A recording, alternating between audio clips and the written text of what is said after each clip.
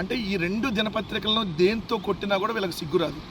మనిషికొక మాట గొడ్డుకో దెబ్బ అని సామెత ఉంటుంది. ఈ 2 దినపత్రికలు కడుపుకి అన్నం తిని ఏ రోజు వీళ్ళు వార్తలు రాయరు. అసలు ప్రభుత్వ మద్యం దుకాణాల్లో అంటే జగన్మోహన్ రెడ్డి గారి హయాంలో ప్రభుత్వ మద్యం దుకాణాలు ఈ సప్లై చేశారంట.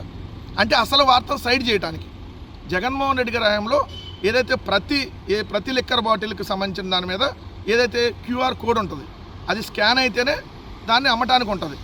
ఎక్కడా కూడా బయట నుంచి నకిలీ మద్యం ఒక్కడ కూడా అమ్మటానికి అసలు అవకాశమే లేదు.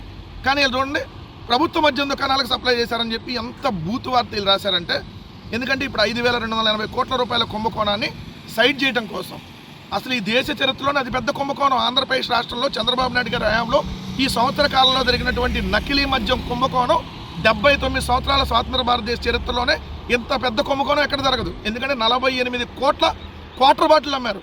ప్రతి 3 బాటిల్కి ఒక నకిలీ మద్యం బాటిల్.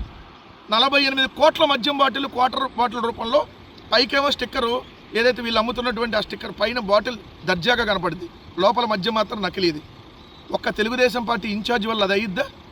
ఆ జయచంద్రారెడ్డి ఒక్కడి వల్ల అయ్యిద్దా? మంత్రులు ముఖ్యమంత్రి హస్తం లేకుండా, ప్రభుత్వంలో ఉన్నటువంటి పెద్దల హస్తం లేకుండా ఒక 5,280 కోట్ల రూపాయల మద్యం కుంభకోణానికి అసలు అవకాశం ఉంటుందా?